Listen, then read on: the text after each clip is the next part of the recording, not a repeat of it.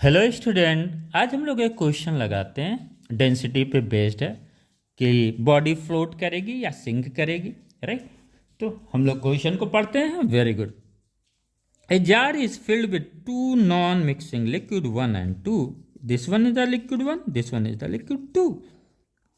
A solid ball made of material of density rho 3. इस ball का density कितना है? रो 3 है. इस ड्रॉप इन द डॉल, इसमें ड्रॉप किया गया. Comes to equilibrium in the position shown in the figure. ये फिगर दिया हुआ है आपको क्वेश्चन में. Which of the following is true for row 1, row 2 and row 3. 4 options दिया हुआ है, राइट। अगर हम इस क्वेश्चंस को देखें तो हमारा कॉन्सेप्ट होना चाहिए, ये जो डेंसिटी की बात हो रही लिक्विड की डेंसिटी, वो कहाँ से आ रहा है? तो हमें पहले अपने बेस कॉन्सेप्ट पे जाना है. बेस कॉन्सेप्ट हमारा क्या था बच्चों?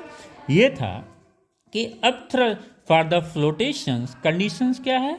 Upthrust force must be greater than or equal to the weight of object or weight of the solid which is immersed in the liquid, right.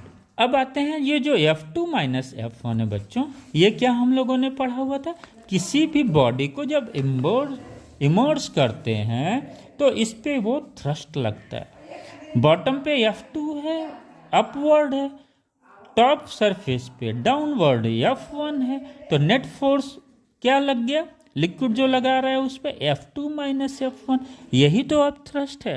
और ये किसके बराबर है? ये जो वेट ऑफ लिक्विड डिस्प्लेस कर रहा है ये बॉडी, उसके बराबर है. यानी जब F2 माइनस F1 हम लेते हैं अब थ्रस्ट, इसका मतलब ये क्या है?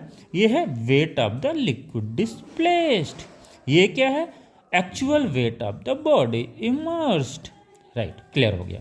Very good. अब आइए, कंडीशंस हम लोगों का क्लियर हो गया. अब अगर हम यहाँ पे ड्रॉप करते हैं इस बॉल को, तो ये बॉल कहाँ पे आता है? लिक्विड 1 के बॉटम पे आता है, यानी सिंक कर रहा है. किसमें? लिक्विड 1 में. लेकिन लिक्विड 2 में क्या कर रहा है? फ्लोट कर रहा है. और अगर सिंक करने का कंडीशंस क्या होता है? सिंक करने का कंडीशंस तभी होता है जब लिक्विड की डेंसिटी कम हो.